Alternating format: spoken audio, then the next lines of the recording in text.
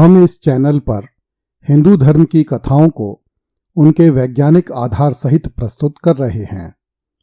कृपया ज्ञान के इस भंडार को जन जन तक पहुंचाने के लिए चैनल को लाइक, सब्सक्राइब एवं शेयर करें तथा अपने परिवार के सदस्यों को भी इस चैनल के बारे में बताएं।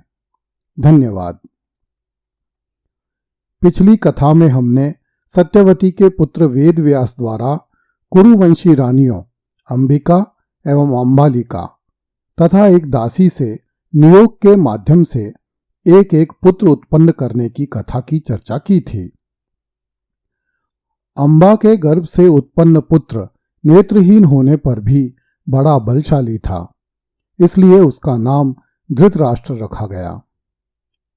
अंबालिका के गर्भ से उत्पन्न पुत्र पांडु रोग से ग्रस्त था, इसलिए उसका नाम पांडु रखा गया।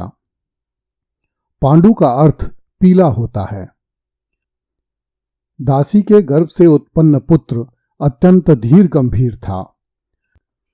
वह वेदों एवं विभिन्न शास्त्रों का ज्ञाता तथा धर्म का मर्मज्ञ सिद्ध हुआ। उसका नाम विदुर रखा गया।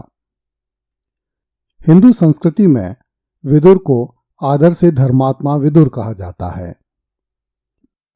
जब तक वे बालक बड़े हुए तब तक भीष्म ही माता सत्यवती के परामर्श के अनुसार हस्तिनापुर राज्य का संचालन करते रहे। जब वेद व्यास द्वारा नियोग से उत्पन्न तीनों पुत्र बड़े हुए तो राज्य सिंहासन पर किसे बिठाया जाए, इस प्रश्न को लेकर मंथन आरंभ हुआ। चूंकि अंबिका का पुत्र धृतराष्ट्र नेत्रहीन था, इसलिए उसे राजा बनने के योग्य नहीं माना गया। दासी पुत्र को राजा बनाने की परंपरा नहीं थी, इसलिए पांडु रोग से ग्रस्त पांडु को ही राजा बनने का अधिकारी माना गया। यहां यह प्रश्न उठना स्वाभाविक है कि धृतराष्ट्र तथा पांडु तो महर्षि वेद व्यास की संतान थे, फिर वे चंद्रवंशी राज सिंहासन के उत्तराधिकारी कैसे हुए? धृतराष्ट्र, पांडु तथा विदुर एक ही पिता की संतान थे, फिर भी उनमें से धृतराष्ट्र एवं पांडु को राजकुमार तथा विदुर को दासी पुत्र क्यों माना गया? इस प्रश्न का उत्तर आर्यों की सांस्कृतिक परंपरा में छिपा हुआ है। वस्तुतः किसी भी बालक के दो प्रकार के माता पिता हो सकते हैं। पहले वे जो उस बालक को जन्म देते हैं और दूसरे वे जो उस बालक का पालन पोषण करते हैं। यदि हम इसे उदाहरणों के माध्यम से समझना चाहें तो हमें शकुंतला का उदाहरण लेना होगा। शकुंतला के पिता विश्वामित्र थे, किंतु उसका पालन कण्व ऋषि ने किया था, इसलिए वह कण्व की पुत्री मानी गई, न कि विश्वामित्र की। इसी प्रकार निषाद कन्या सत्यवती के पुत्र वेद व्यास का लालन पालन पाराशर मुनि के आश्रम में हुआ था, इसलिए वेद व्यास को ब्राह्मण माना गया। जबकि उसी धीवर कन्या सत्यवती के पुत्रों चित्रांगद एवं विचित्रवीर्य का लालन पालन राजा शांतनु के महलों में हुआ था, इसलिए चित्रांगद एवं विचित्रवीर्य को क्षत्रिय राजकुमार माना गया। इसी प्रकार सत्यवती तथा उसके भाई मत्स्यराज का जन्म एक ही माता के गर्भ से हुआ था, किंतु सत्यवती का पालन पोषण एक निषाद के घर में हुआ, इसलिए उसे निषाद पुत्री माना गया, जबकि उसके भाई मत्स्यराज का पालन पोषण राजा सुधन्वा के महलों में हुआ था, इसलिए उसे राजपुत्र माना गया।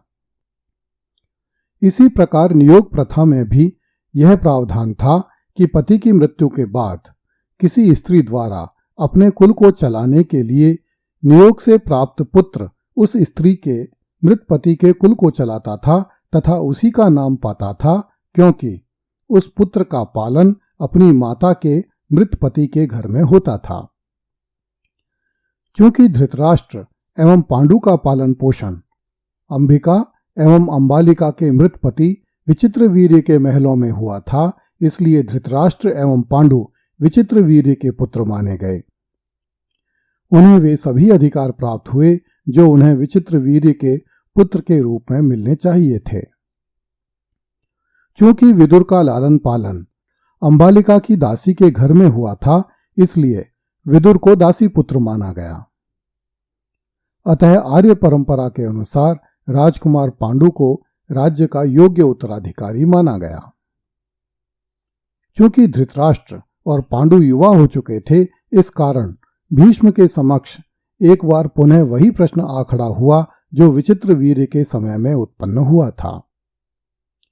जब भीष्म ने सुना कि गांधार नरेश की पुत्री गांधारी ने भगवान शिव को प्रसन्न करके 100 पुत्रों की माता होने का वरदान प्राप्त किया है, तो भीष्म ने धृतराष्ट्र का विवाह गांधारी से करने का निर्णय लिया।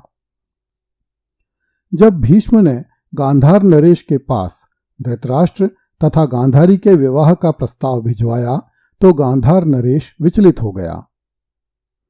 वह अपनी पुत्री का विवाह नेत्रहीन राजकुमार के साथ नहीं करना चाहता था, किंतु उस काल में भूमंडल पर शांतनु पुत्र भीष्म का प्रभाव इतना बढ़ा चढ़ा हुआ था कि गांधार नरेश के लिए मना करना संभव नहीं था।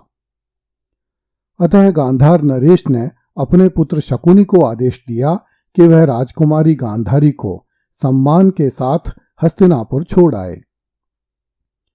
जब गांधार पुत्र शकुनी हस्तिनापुर आया तो हस्तिनापुर के वैभव को देखकर चकित रह गया। शकुनी ने अपनी बहन का विवाह धृतराष्ट्र के साथ कर दिया तथा स्वयं भी अपनी बहन के साथ हस्तिनापुर में ही रह गया।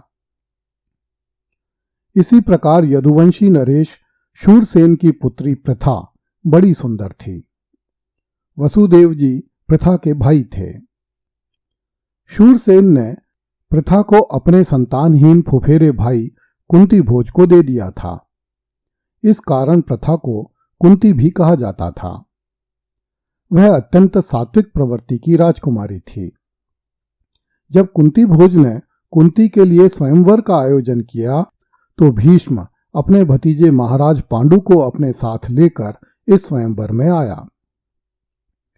जब स्वयंवर में हस्तिनापुर से आए भीष्म तथा महाराज पांडु का परिचय दिया गया तो राजकुमारी कुंती ने महाराज पांडु को अपने पति के रूप में चुन लिया।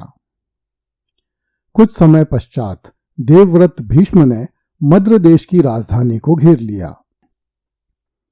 इस पर मद्र नरेश शल्य ने अपनी बहन माद्री का विवाह महाराज पांडु के साथ कर दिया। इस प्रकार शांतनु पुत्र भीष्म के प्रभाव से चंद्रवंशी राजकुमारों धृतराष्ट्र और पांडु के विवाह भारतवर्ष के उत्तम राजकुलों की राजकन्याओं से हो गया। कुछ समय पश्चात भीष्म ने राजा देवक की परम सुंदरी युवा दासी का विवाह विदुर जी के साथ कर दिया। अगली कथा में देखिए, गांधारी ने कुंती से द्वेष रखने के कारण अपना गर्भ गिरा दिया।